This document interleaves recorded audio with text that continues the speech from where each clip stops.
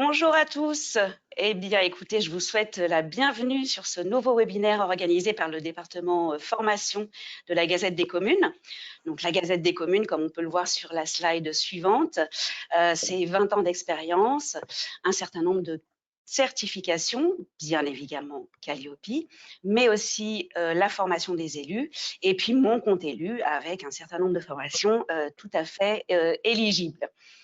Donc, on le disait, ce sont plus de 300 programmes de formation avec plus de 1000 sessions programmées chaque année. Et comme on peut le voir sur la slide d'après, nous avons des rubriques assez diverses et nombreuses. Donc, le management, bien sûr, les ressources humaines, le numérique, une nouvelle rubrique sur la transition climatique, le marketing, les marchés publics, l'action sociale, et puis la rubrique, bien évidemment, qui va nous intéresser ce matin, sur gestion et finances locales. Donc, je voulais notamment vous présenter deux des formations de cette rubrique. D'une part, les budgets verts, sujet qui va nous intéresser ce matin, et nous avons la chance d'être accompagnés par le formateur qui l'anime à nos côtés. Donc, budget vert au Bonjour. service de la transition écologique. Bonjour, Monsieur Pifot.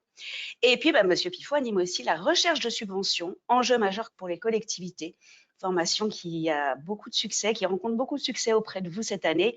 Donc voilà, vous aurez le support. N'hésitez pas à aller consulter ces formations sur notre site et bien évidemment à vous inscrire. Nous sommes à vos dispositions si vous avez la moindre question. Et puis, notre événement incontournable annuel, décrypter le projet de loi de finances 2024. Et il sera sans doute question de verdissement des budgets des collectivités dans ce projet de loi de finances, je n'en doute pas. Donc, on a déjà plus de 90 DGS et directeurs des finances inscrits. Il reste encore quelques places en présentiel à Paris le 23 octobre. Et vous avez également une diffusion en live, donc le même jour, mais que vous pouvez suivre à distance. Donc voilà, surtout ne ratez pas ce rendez-vous avec Michel Klopfer, que vous connaissez sans doute bien pour la plupart d'entre vous. Donc, nous le disions, nous sommes réunis ce matin pour parler budget vert, donc en compagnie de Franck Pifot, qui est consultant et formateur depuis plus de 12 ans, qui anime à nos côtés un certain nombre de formations pour la Gazette, et surtout qui a été élu local durant 25 ans. Donc voilà, il sait de quoi il parle quand il s'adresse à vous. N'hésitez pas tout au long de l'intervention à poser vos questions, avec le petit point d'interrogation que vous devez avoir à l'écran, et je les lui relayerai en fin de webinaire. Voilà, et puis à l'issue du webinaire, vous aurez un petit questionnaire de satisfaction. Merci de bien vouloir le remplir, cela nous aide à nous améliorer à chaque intervention que nous faisons auprès de vous. Monsieur Pifot, je vous laisse donc la parole. Bon webinaire à tous et à tout à l'heure pour les questions.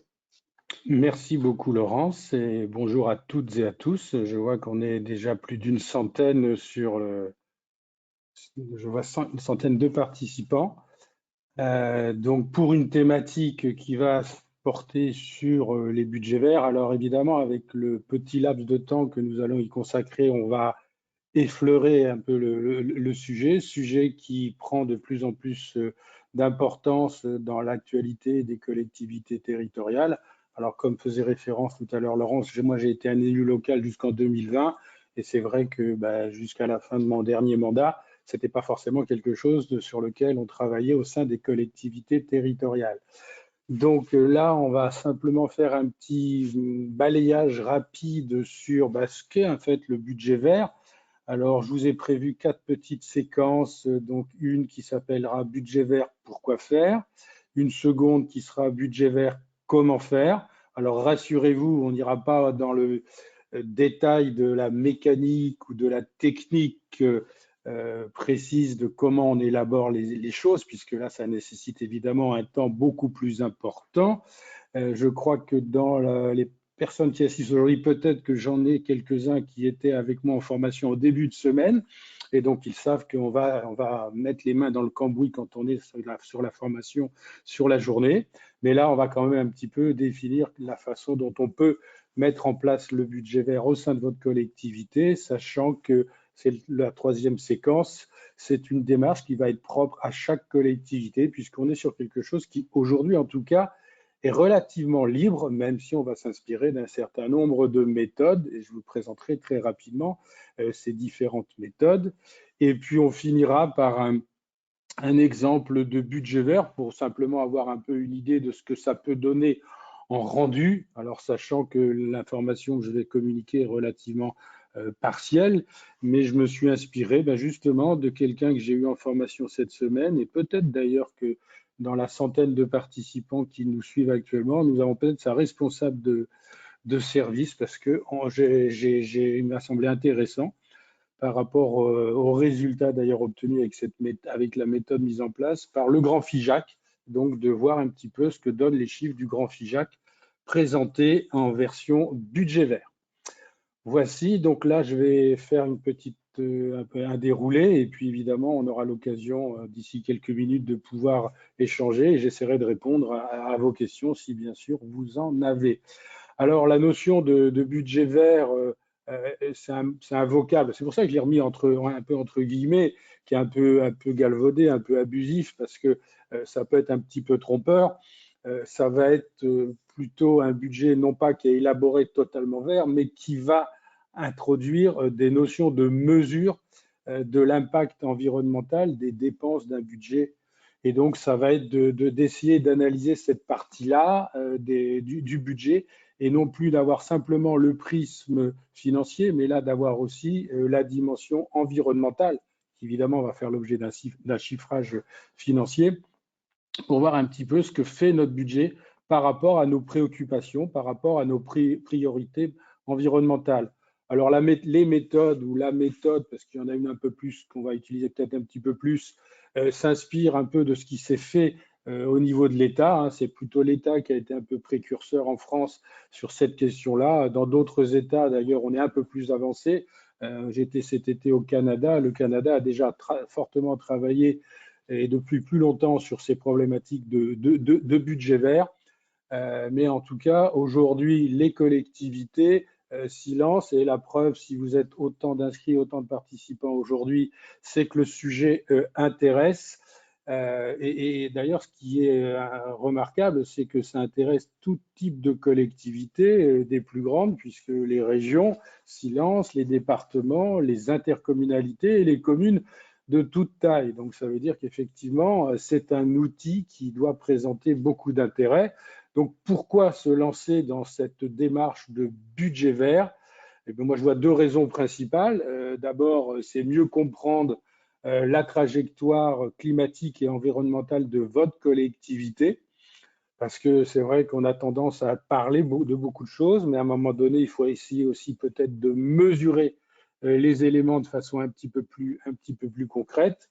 Et puis, le deuxième élément qui est évidemment très intéressant, parce que ça doit avoir une conséquence un petit peu sur les choix que vous pourriez faire au sein de vos collectivités, c'est mieux piloter vos actions, vos politiques et vos projets en fonction de la transition écologique. Alors, on reviendra d'ailleurs un petit peu sur à quoi peut vous servir au sein de votre collectivité le budget vert, en fonction de comment vous décidez de rentrer dans la méthode, mais ça peut devenir, et c'est le cas dans certaines collectivités que je connais, qui ont mis en place ce budget vert, ça devient un outil qui va être utile à l'arbitrage budgétaire au moment de l'élaboration des budgets. Donc, le budget vert va avoir comme première préoccupation de mesurer l'impact environnemental. Et quand je dis mesurer l'impact environnemental au niveau de votre budget, c'est du côté des dépenses qu'on va principalement s'attacher. L'impact, il peut être favorable ou il peut être défavorable, ce que j'ai appelé positif ou négatif. La méthode ou les méthodes n'ont pas pour but de privilégier l'un ou l'autre, c'est simplement de mesurer l'un et l'autre, et de voir d'ailleurs à terme comment, dans le temps, comment les choses évoluent. Mais la mesure, elle a un intérêt évidemment principal, c'est que derrière, eh bien, ça doit vous permettre peut-être de clarifier ou de mettre plus en cohérence un certain nombre de vos actions, de vos projets d'investissement notamment. Et puis, ça doit devenir un outil de pilotage. Aujourd'hui, la seule dimension financière dans la gestion des collectivités n'est plus suffisante. Alors, c'est un financier qui le reconnaît, évidemment. On a des contraintes budgétaires qui font que oui, là, le souci financier reste très, très important. Maintenant, le seul prisme financier ne doit plus prévaloir uniquement pour élaborer ou en tout cas pour faire un certain nombre de choix. Donc, il faut aussi, à mon avis, intégrer cette dimension environnementale aux choix, aux arbitrages, au pilotage et aux priorités des collectivités territoriales. Alors, le budget vert, comment faire? Évidemment, il va falloir trouver des méthodes, des outils, des solutions qui vont vous permettre de rentrer dans des mécaniques pour pouvoir faire parler les chiffres de vos budgets avec cette préoccupation environnementale. Donc, les méthodes aujourd'hui qu'on utilise sont des méthodes qui ne sont pas des méthodes définitives, puisqu'elles évoluent notamment en fonction de la connaissance scientifique qu'on peut avoir par rapport aux questions environnementales. Et notamment par rapport à des priorités ou des enjeux ou même des politiques qui sont du ressort non seulement des collectivités, mais vous voyez qu'ici, je cite le référentiel de la stratégie nationale bas carbone avec l'horizon 2050, sachant que cette stratégie, qui est en cours depuis au moins 2015, fait l'objet régulièrement d'actualisation. Et donc derrière, ça veut dire qu'en termes de priorité, eh bien, il va falloir qu'on intègre un certain nombre de choses dans nos budgets pour pouvoir s'y inscrire et pour être sûr qu'on le respecte. Et donc, les méthodes vont notamment essayer de nous permettre de mesurer comment on se situe par rapport à ces stratégies et par rapport à ces priorités. Donc, il va falloir organiser, structurer nos budgets pour nous permettre de répondre à ces questions. Alors, on a des méthodes qui sont, pour l'instant, je vous dis, relativement libres, en tout cas, qui sont différentes en fonction d'organismes qui ont réfléchi et qui proposent des méthodes plus ou moins élaborées. On verra que la préoccupation environnementale dans la gestion, j'allais dire même comptable, intéresse aussi fortement le secteur des entreprises privées. D'ailleurs, on s'inspire un peu aussi parfois de ce qui peut se faire dans le privé pour le décliner dans les collectivités territoriales. Si vous avez suivi un petit peu l'actualité des normes internationales pour les entreprises privées, on est en train d'élaborer des normes justement comptables pour intégrer cette préoccupation de budget vert ou de comptabilité verte. Donc là, ça veut dire qu'on s'en va sur des méthodes qui vont systématiser une dimension et une approche de comptabilisation verte. Nous, dans la méthode que je vous présenterai un petit peu plus que les autres, on n'est pas forcément rentré dans quelque chose d'aussi lourd, mais c'est vrai qu'à terme, on pourrait se poser la question de savoir comment on peut intégrer, peut-être pas d'un point de vue comptable, mais d'un point de vue analytique, donc comment on pourrait intégrer cette dimension verte dans vos budgets. Autre point à préciser, même si je l'ai déjà rapidement cité, les méthodes vont plutôt aujourd'hui s'attacher à analyser vos dépenses et donc l'impact de vos dépenses sur l'environnement, la transition énergétique, c'est plutôt du côté des dépenses. Évidemment, on peut aussi envisager d'essayer d'avoir une approche sur l'analyse des recettes. Mais dans un premier temps, évidemment, moi, quand je conseille un peu les collectivités sur ces démarches, je leur conseille plutôt de commencer sur la partie dépenses. Évidemment, les dépenses en fonctionnement et ou en investissement. On reviendra un petit peu en fin de séquence sur comment définir ma méthode, mon approche pour mettre en place au sein de ma collectivité le budget vert. Alors, je vous dis qu'il existe un certain nombre de méthodes. D'ailleurs, certaines s'inspirent ou partent d'autres d'une première méthode pour l'enrichir. Alors, en faisant une petite classification très, très rapide et un petit peu, enfin, par classer en grande famille, on a des méthodes un peu plus, des approches un petit peu plus simples autour d'un budget carbone, donc qui n'intègre évidemment que la préoccupation du respect des engagements sur la stratégie nationale du bas carbone. une méthode sur un budget pondéré qui présente un avantage de pondérer, d'analyser le budget et de le pondérer alors de façon relativement subjective. C'est un petit peu ça que je trouve qui peut entacher un petit peu cette méthode, mais qui a au moins le mérite d'être relativement simple et donc facile à mettre en œuvre, de qualifier les dépenses avec des pourcentages de favorables, défavorables par rapport aux questions environnementales. Et on verra éventuellement à ce moment-là qu'est-ce qu'on prend comme référentiel environnemental.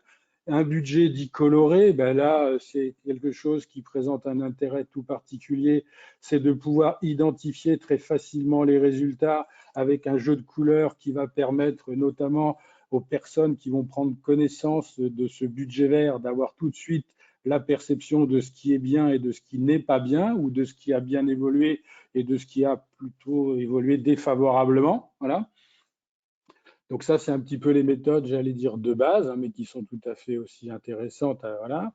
Après, vous avez des méthodes un petit peu plus complexes. Alors, même si je l'ai placé en premier ici dans la liste, la méthode I4CE, je vais y revenir dans quelques instants, donc là, je ne vais pas trop l'évoquer. Je citerai les méthodes comptabilité socio-environnementale.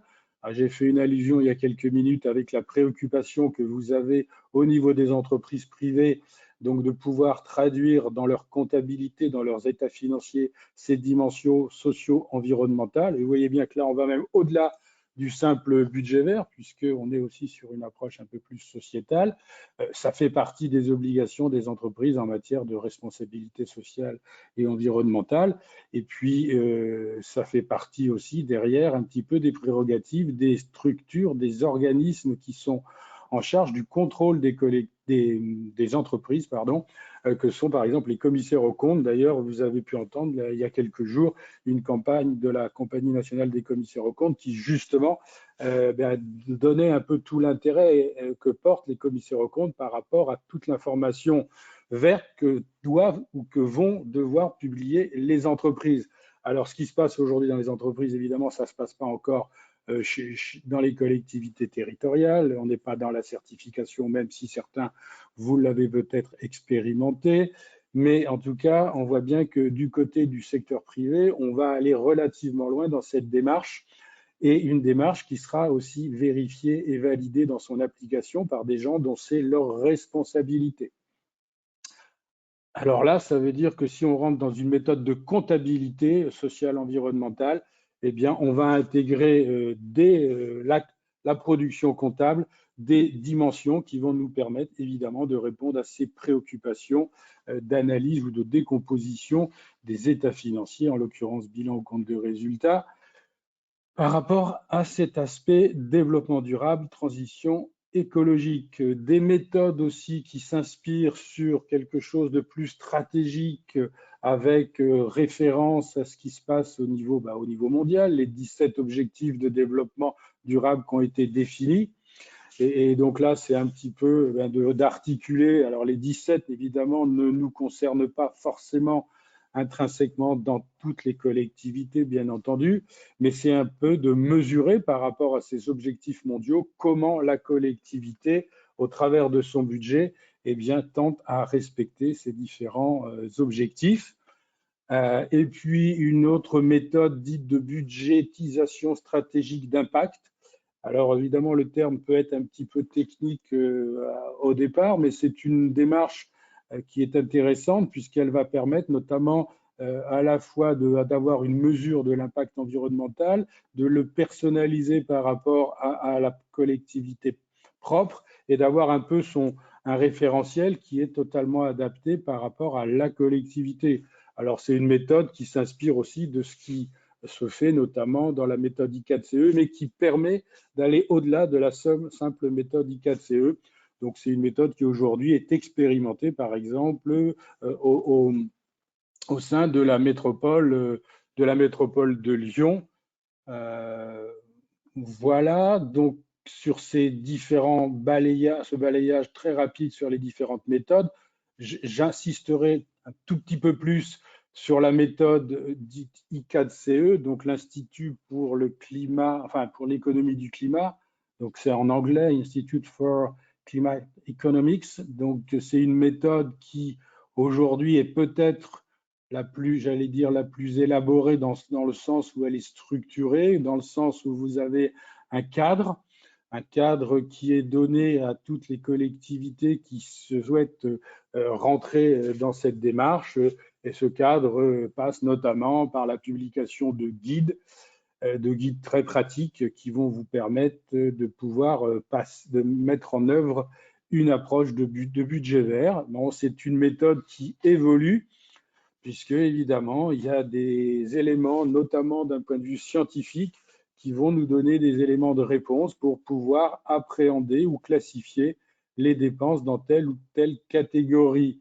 Et comme vous pouvez le voir sur cette slide, c'est une méthode qui s'inspire en fait du budget coloré au départ, en tout cas dans sa présentation et même un petit peu dans son approche analytique.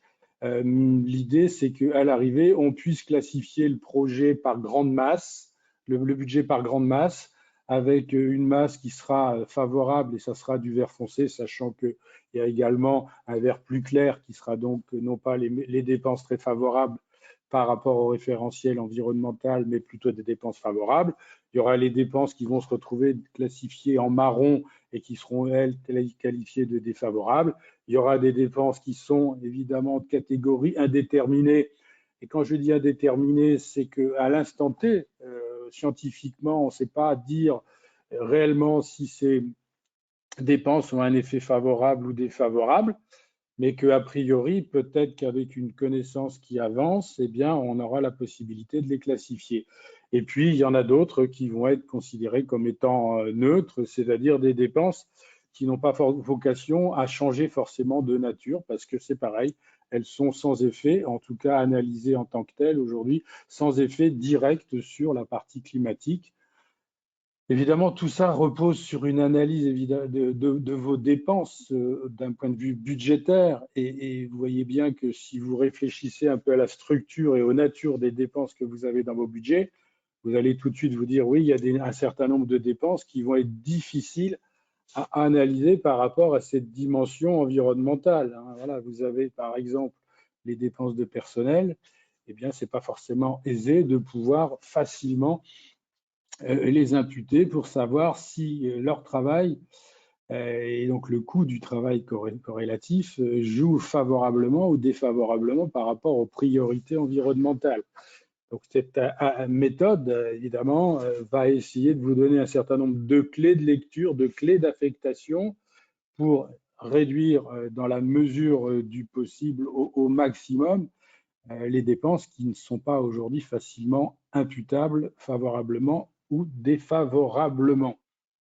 Donc l'idée, c'est bien une analyse de votre budget, ligne budgétaire à ligne budgétaire.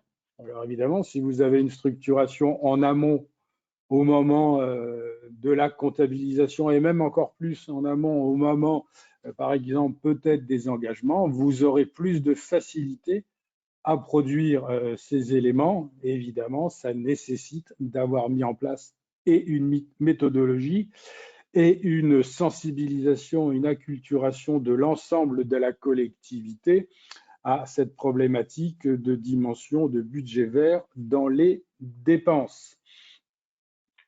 Un petit point complémentaire sur la méthode I4CE, puisque cette méthode, elle se décompose aujourd'hui en deux volets, et en fait, l'I4CE est en train de réfléchir aussi à d'autres dimensions, puisque les deux méthodes les deux volets que je vous présente, l'atténuation et l'adaptation, portent essentiellement sur la problématique en fait du bas carbone, sur la problématique de la transition énergétique, et pas forcément aujourd'hui une dimension liée à d'autres aspects, par exemple la biodiversité.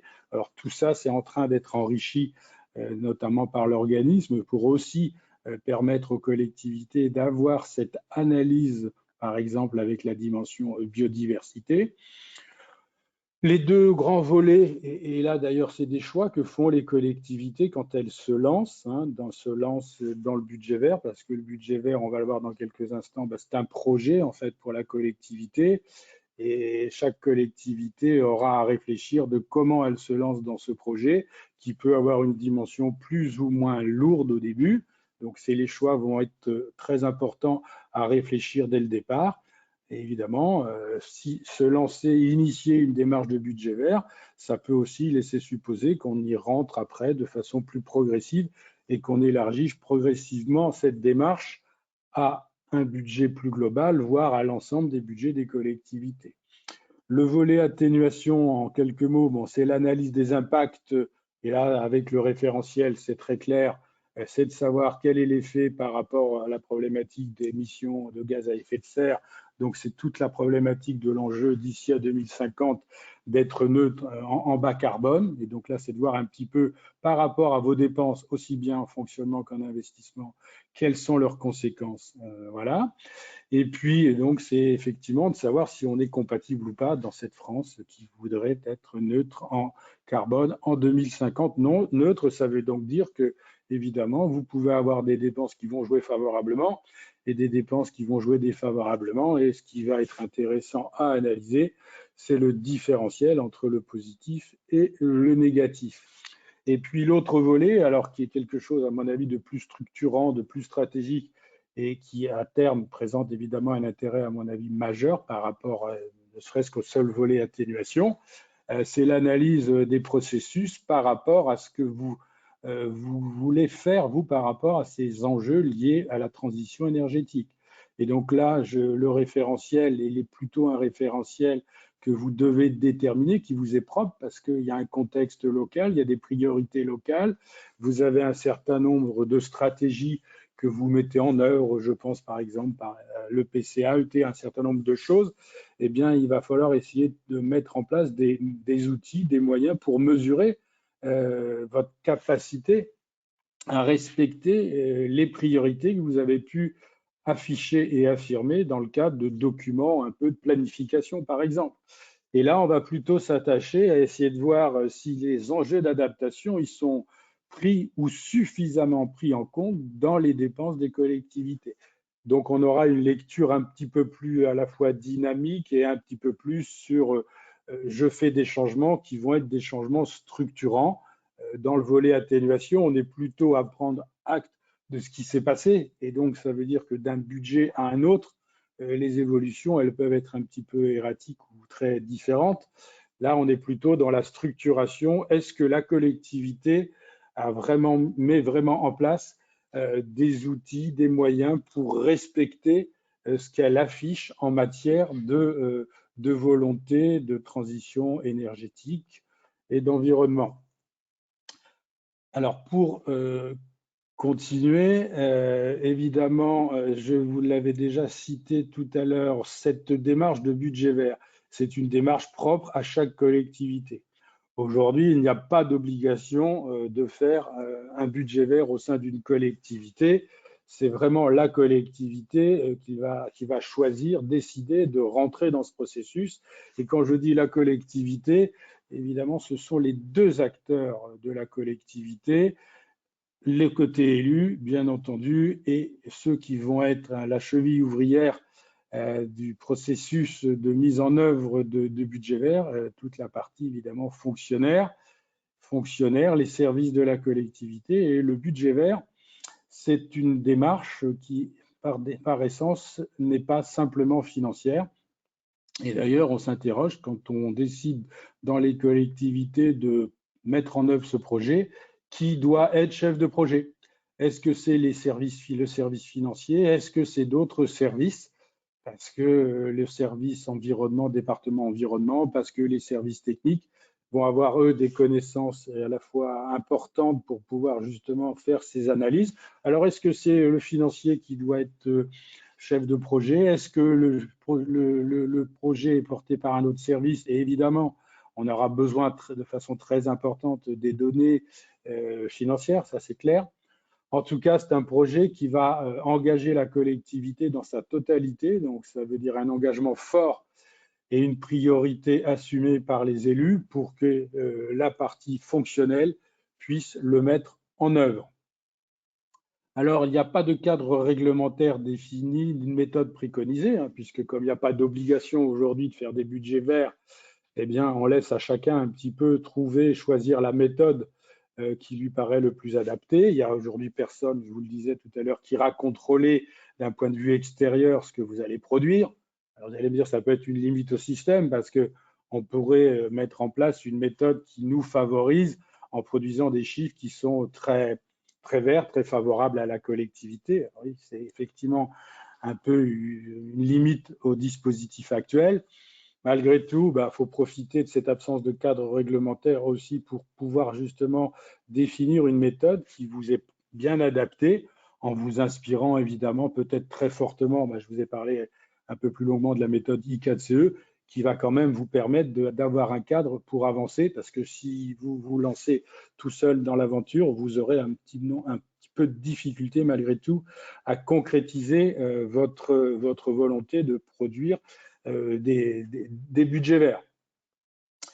Et puis, voilà, donc vous adaptez la méthode par rapport à ce que vous attendez. Et le deuxième point, c'est-à-dire que vous devez aussi vous positionner. Et ça fait partie des choses de la réflexion qu'il faut avoir en amont avant de se lancer dans la démarche. C'est quelles sont nos attentes et donc qu'est-ce qu'on veut mesurer exactement. Donc derrière, c'est comment on va pouvoir le produire en fonction de ces attentes. Et on se positionnera notamment par rapport au périmètre. Là, je vais vous citer un exemple tout à l'heure, je vais vous montrer les résultats sur par exemple, une intercommunalité. Dans les intercommunalités, vous avez un budget principal et vous avez souvent beaucoup de budgets annexes à côté. Qu'est-ce que vous faites des budgets annexes? Alors, quand vous êtes une commune, vous avez aussi peut-être des budgets annexes, évidemment. Et ma démarche, est-ce qu'elle porte sur l'ensemble de mes budgets? Est-ce qu'elle porte uniquement sur mon budget principal? Est-ce que dans un premier temps, parce que comme c'est un projet qui est un peu lourd et qui peut mobiliser à la fois du temps, des énergies, des compétences et des moyens, peut-être que je vais y aller par la petite porte, par la petite fenêtre, et je vais commencer à m'intéresser au fonctionnement ou qu'à l'investissement. Voilà, quelle méthode j'envisage par rapport à ces choix qui sont vraiment des choix stratégiques à chaque et propres à chaque collectivité. Alors, pour illustrer un petit peu je regarde l'heure en même temps, Laurence, on doit être à peu près dans les clous pour qu'on puisse laisser un quart d'heure, 20 minutes d'échange avec Tout va bien.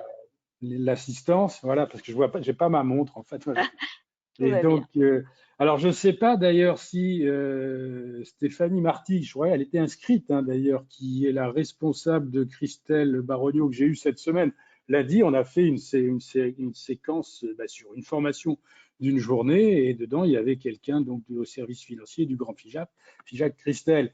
Et j'ai trouvé que l'exemple, alors je cite au travers de mes différentes formations, je cite aussi d'autres communes il y en a une que j'aime aussi tout particulièrement, et comme je crois qu'il y a un certain nombre de Bretons qui suivent le webinaire, j'aime bien citer aussi la démarche qui a été mise en œuvre par la commune de Béton, donc qui est tout à fait intéressante, parce que d'abord c'est une commune d'une taille relativement modeste, 10 000 habitants, et qui est rentrée assez rapidement et assez tôt dans cette préoccupation d'avoir un budget vert.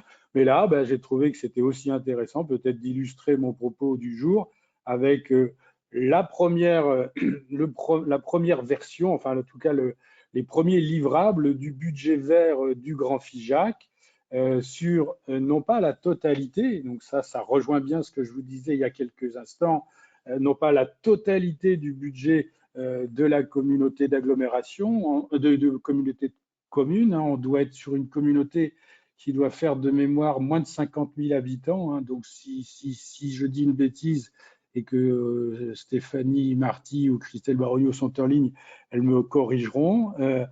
Et le choix qui a été fait pour cette première production de budget vert, donc ça a été de travailler sur le compte administratif 2022. Et par rapport à la méthode, vous aurez d'ailleurs à réfléchir, vous, quand vous allez vous lancer, si je l'espère, vous lancez, vous initiez le projet de mettre en place un budget, vous allez déjà vous positionner, de savoir est-ce que je travaille sur le budget primitif, donc uniquement le prévisionnel? Est-ce que je travaille sur le compte administratif et uniquement sur le compte administratif? Ou est-ce que je décide de le mettre en œuvre à la fois pour le budget primitif et le compte administratif? Donc, c'est des questions qu'il faut absolument se poser avant de se lancer tête baissée dans la mise en œuvre du projet budget vert. Et donc là, vous voyez le jeu des couleurs. Alors même si par rapport à ce que je vous ai dit, par rapport à la méthode I4CE, qui a servi évidemment à la préparation de ce budget vert, il y a un jeu de couleurs. Le marron n'est pas tout à fait respecté, mais on l'a mis en rouge pour mesurer les dépenses défavorables. À la rigueur, ce n'est pas très grave. En tout cas, ça parle à tout le monde et surtout que, évidemment, à côté, vous avez les couleurs vertes foncées ou vert plus clair qui correspondent aux dépenses très favorables, voire favorables. Alors ici, ce qui est intéressant dans l'exemple du Grand Figeac, vous voyez les budgets qui ont été retenus, hein, donc c'est pas l'ensemble des budgets. Alors si on fait un petit calcul, je pense qu'on est autour de à peu près un peu plus de 40%, entre 40 et 45% de la masse de l'ensemble des budgets gérés par le Grand Figeac. Donc c'est déjà relativement significatif. Évidemment, on a décidé de travailler plutôt sur des thématiques et des budgets qui sont un peu liés quand même avec la dimension verte. C'est sûr que voilà, c'est pour ça aussi que pour cette première génération de budget vert, eh bien, on a une proportion assez importante de dépenses qui ont pu être analysées favorablement ou défavorablement, hein, parce que quand vous faites le calcul 21 de très favorable plus 35 de favorable, ça fait 56, plus 7 de défavorable, ça fait 63, ça fait à peu près les 2 tiers du budget de dépenses qui ont pu être analysées, ce qui n'est pas forcément le cas, évidemment, si vous travaillez sur un budget municipal où vous n'aurez pas forcément une importance intrinsèquement aussi large sur la partie verte.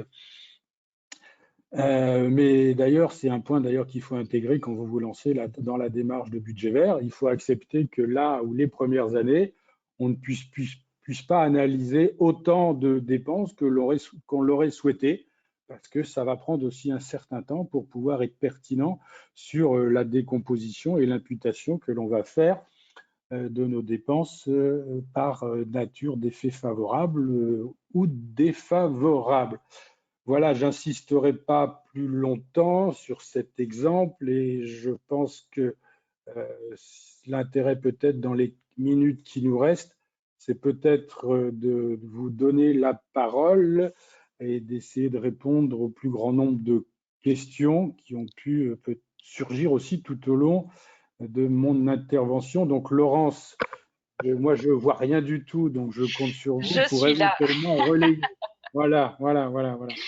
pas de souci. Bon, je vous rassure, Madame Marty était bien là et elle n'a pas, Alors, elle a, remis en cause les chiffres que vous avez cités, donc tout va bien a priori. alors la source, elle est publique, hein, parce que évidemment, j'ai dévoilé aucun secret, bien entendu.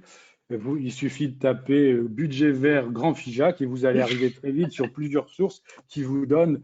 Moi, j'ai repris les éléments qui étaient produits dans le bulletin du Grand Figeac qui a été diffusé pendant l'été 2023. Donc, on est sur quelque chose de tout chaud. Voilà. Bah, écoutez, en tout cas, merci pour cet exposé très clair et très enrichissant. Je vous invite vraiment à venir suivre la formation d'une journée de Monsieur Pifot sur ce sujet où vous en apprendrez bien évidemment beaucoup plus et avec beaucoup de cas pratiques aussi. On sait que le PLF 2024, qui a été un petit peu dévoilé, prévoit une augmentation des fonds verts, hein. L'État, lui, s'est fait un petit peu épingler sur son budget vert récemment parce que forcément, il n'est pas tout rose, si je peux me permettre l'expression. On peut faire des budgets roses aussi. On travaille Euh, sur certaines collectivités ah oui, ce qu'on appelle les budgets genrés, par exemple. Oui, oui, bien sûr. Oui, on peut d'accord. apporter plein de dimensions au budget aujourd'hui. Oui. Alors, on sait malheureusement que 2023, avec la crise énergétique, les dépenses brunes ou marron, comme vous les appeliez, ont explosé. Donc, c'est vrai que ça doit peut-être quand même refroidir un certain nombre de collectivités de se lancer dans ce budget vert, ne sachant pas très bien où l'on va côté effectivement crise énergétique. Alors, ce qui est sûr, c'est que quand on se lance dans la démarche du budget vert, il faut avoir plusieurs éléments préalables bien à l'esprit. La première chose, c'est de se dire, je fais un budget vert qui va m'être propre. Et il faut surtout se sortir de l'esprit de vouloir absolument se comparer par rapport à d'autres collectivités qui produisent des budgets verts.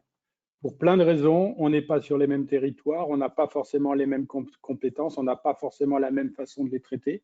Donc là, évidemment, la comparaison, elle ne sera absolument pas pertinente, sans parler des problématiques éventuellement de taille, etc., etc. Donc, il faut accepter que cette analyse de budget vert, elle nous soit vraiment propre. Ce qui sera intéressant, c'est la dynamique et de voir un petit peu comment les choses évoluent. Alors, les choses, elles peuvent évoluer favorablement parce qu'on agit peut-être, et puis on a une certaine maîtrise et on fait évoluer les dépenses favorablement, et puis on essaie de maîtriser celles qui sont défavorables. Voilà. Après, il peut y avoir des éléments de conjoncture ou de contexte économique particulier qui vont faire qu'évidemment, peut-être qu'il y a des choses, notamment liées à la facture énergétique, en fonction évidemment de l'énergie que l'on utilise, hein, parce que ça va nécessiter l'analyse du mix énergétique de chaque collectivité, ça pourra évidemment faire une évolution défavorable parce qu'il va y avoir une hausse des coûts. Alors, ce n'est pas parce qu'on fait moins bien les choses, c'est parce que les énergies que l'on a aujourd'hui, elles nous coûtent un peu plus cher. Bon, voilà. Après, évidemment, si on est sur des énergies plus vertueuses, l'impact ne sera pas forcément non plus le même. Donc, il y a toute une démarche à accepter en se disant attention, je peux publier des chiffres une année, en tout cas produire des chiffres qui l'année suivante peuvent être un petit peu défavorables parce que voilà. Mais c'est le jeu. Alors évidemment, quand on décide de se lancer dans la démarche, il faut accepter que l'année suivante, les résultats puissent être un petit peu moins favorables que ce qu'on aurait pu accepter. Ça fait partie des règles du jeu. L'objectif, évidemment, c'est plutôt de faire évoluer les choses, bien entendu. Mais ce n'est pas parce qu'il y a une année qui sera moins bonne que c'est quelque chose qui est structurellement inquiétant. C'est pour ça d'ailleurs que dans les éléments que j'ai pu énoncer rapidement, l'analyse un petit peu de la structuration et de la façon dont on s'organise pour pouvoir respecter ces problématiques environnementales avec la démarche d'adaptation présente aussi un intérêt très important. Il faut accepter la règle du jeu, qu'on peut avoir des années qui soient très favorables, des années qui soient un petit peu moins favorables, notamment quand vous travaillez sur l'investissement, parce qu'il y a des années où vous allez peut-être avoir des investissements qui auront un effet très favorable et ceux de l'année suivante peut-être un petit peu moins défavorables. Après, l'idée de produire ce budget vert, c'est quand même aussi de vous donner des éléments de stratégie, aussi bien pour l'investissement et que peut-être pour le fonctionnement, et vous permettre des arbitrages en se disant oui, attention, on sait qu'on est soumis à des contraintes budgétaires et financières, mais on sait que aussi par rapport à nos engagements environnementaux, eh bien, il y a des choix à faire et peut-être que ça nous coûte à la base un petit peu plus cher. Attention d'analyser aussi les dépenses d'investissement, pas simplement au moment de l'investissement, mais bien sur la durée d'utilisation des biens ou des services en question, parce que peut-être qu'à terme, ça nous coûtera peut-être financièrement moins cher et en tout cas, on sera plus en phase avec nos priorités environnementales. Alors, vous parliez de règles du jeu et effectivement, on a bien compris durant votre intervention, le budget vert n'est pas obligatoire, donc pas d'obligation, pas de contrôle non plus. Mais du coup, comment sont calées les différentes catégories de couleurs? Par exemple, quel est le pourcentage acceptable pour la catégorie indéterminée? Il y a peut-être des collectivités qui seraient tentées de faire passer dans indéterminé des dépenses marron. Et est-ce qu'il y a des moyens de contrôle de ces affectations dans telle ou telle catégorie du coup? Aujourd'hui, personne extérieur n'ira contrôler ce que vous faites au sein de la collectivité. Alors après, au sein de la collectivité, on peut très bien dire, il y a une structure qui valide, voilà, est-ce que c'est la commission des finances, est-ce que c'est une autre structure, un autre comité voilà, qui permet de s'assurer d'abord que les méthodes, évidemment, l'intérêt c'est qu'on ne change pas les méthodes d'une année sur l'autre, soient bien suivies. Un budget avec des périmètres analysés en budget vert qui seraient différents d'une année sur l'autre produirait forcément aussi des résultats à la fois en masse et en pourcentage différents. Donc il y a tout un système un peu de contrôle interne et ça c'est à chacun de voir comment il veut s'organiser par rapport à ça. Le deuxième élément, c'est que je vous ai dit, c'est libre. Oui, mais enfin, la plupart des collectivités, alors, beaucoup en tout cas des collectivités que je connais qui se rentrent, qui sont rentrées dans la démarche budget vert, se tournent plutôt vers la méthode I4CE parce qu'elle a quand même un vrai référentiel et un référentiel qui va nous permettre d'avoir quelque chose pour pouvoir faire le tri dans ces fameuses dépenses et notamment pour pouvoir déterminer celles pour lesquelles on est en mesure d'avoir une analyse. Et cette analyse va nous permettre de les classifier dans les différentes catégories. Alors en fait, il y a aussi une catégorie jaune, etc. Je ne vous ai pas mentionné dans les différentes diapositives, mais il y a une grille de lecture qui part de la comptabilité et qui s'en va au fur et à mesure vers des éléments d'analyse beaucoup plus techniques, beaucoup plus de compréhension de la dépense. Et c'est pour ça que tout à l'heure, quand je disais, ce n'est pas forcément les services financiers qui sont peut-être les mieux à même de procéder à cette analyse, c'est que, évidemment, le comptable ou les services financiers connaissent des dépenses par nature, des charges de personnel, on sait faire, des dépenses par analytique, ce qu'on appelle des dépenses fonctionnelles, ça on sait à peu près le faire, mais derrière, on n'a pas cette dimension, intrinsèquement en tout cas, de est-ce qu'elle a un impact favorable ou pas ou défavorable sur l'environnement. Et ça, la méthode I4CE permet d'avoir cette approche moi, que je qualifie d'entonnoir, parce que la méthode I4CE va dire, voilà, aujourd'hui, il y a des dépenses pour lesquelles aujourd'hui, on ne sait pas, nous, on ne sait pas dire, on ne sait pas. Donc, vous les enlevez déjà de votre périmètre, vous les enlevez de votre analyse, etc. Et au fur et à mesure, vous allez faire un focus sur celles sur lesquelles on peut avoir une analyse et on peut donc les classifications. Alors, ça peut être frustrant parce que, évidemment, parfois, on pense qu'on va analyser 80% du budget et puis on va peut-être peiner la première année, en tout cas, à dire on a réussi à analyser 10% du budget. Ça, il faut l'avoir à l'esprit quand on décide de se lancer dans la démarche du budget vert. La première année, on n'aura peut-être pas analysé beaucoup des dépenses de notre budget. C'est pas grave, on a initié la démarche et l'idée, c'est évidemment de la développer et de l'enrichir année après année. Très bien.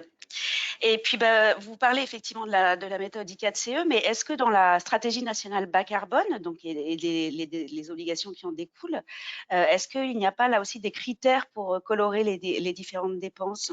I4CE s'inspire de la stratégie nationale. Donc, de toute façon, son référentiel, il est aussi fait par rapport à cette préoccupation-là, sachant que le référentiel stratégie nationale évolue régulièrement aussi. Hein. Donc, ce qui est valable aujourd'hui ne le sera peut-être pas valable en 2024 ou en 2025. Hein, parce que j'ai cité qu'il me semble de mémoire que la stratégie nationale a dû être définie en 2015 et depuis, elle a fait l'objet d'actualisation régulière. Donc évidemment, I4CE va actualiser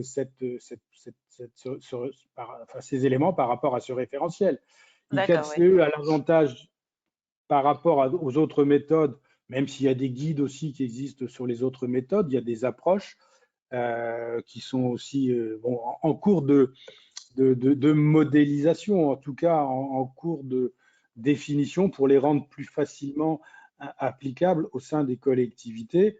Je ne sais pas aujourd'hui s'il y a, mais là, de la métropole du Grand Lyon, mais elle a travaillé sur cette partie de budget stratégique qui commence à avoir un petit peu de sens avec une méthodologie, une approche relativement simple. Donc, on est au début aujourd'hui des budgets verts, donc ça balbutie peut-être un peu, ça va peut-être pas aussi vite qu'on le souhaiterait, mais ça permet quand même d'avoir, même si c'est partiel, d'avoir des éléments quand même qui permettent de mesurer l'impact environnemental de notre budget.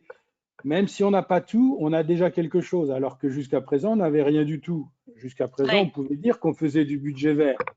Oui, parce qu'il y a des dépenses qui, a priori, peuvent avoir un effet favorable, peut-être, par rapport à la dimension environnementale au sens très large du terme.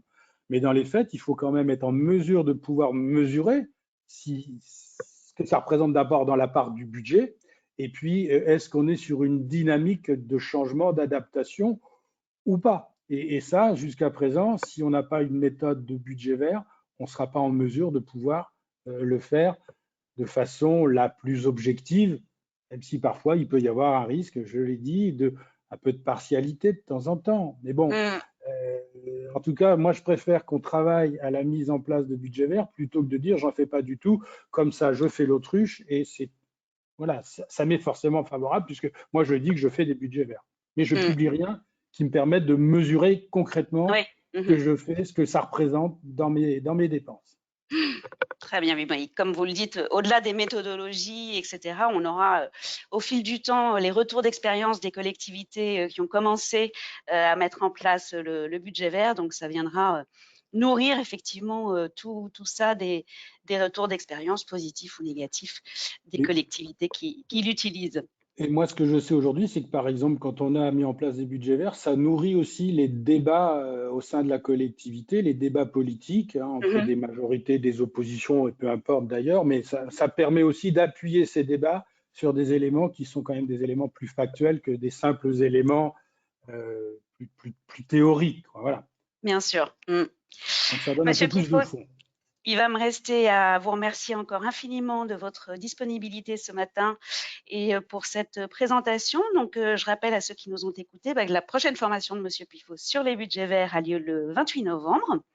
La Ah, vous formation sur savez la mieux que recherche moi. de sur la recherche de subventions dont on a parlé au début a lieu les 4 et 5 octobre et puis avec des dates aussi en novembre et en décembre.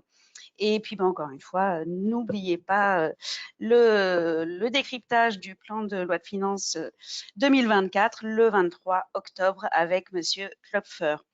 Merci à tous. On n'a pas pu répondre. Qui est en grande forme, je l'ai croisé il y a quelques Ah jours, bah écoutez, tant justement à mieux. l'occasion d'un événement organisé par le groupe InfoPro. Voilà, Très bien. Eh ben écoutez, on est content de le savoir en forme. voilà. Merci encore. On n'a pas pu Merci à prendre toutes toutes les et à questions, tous. mais je les transmettrai à Monsieur Pifo quoi qu'il arrive. Merci d'avoir participé à ce webinaire. Bon appétit et à très bientôt. Au Merci, au revoir. revoir.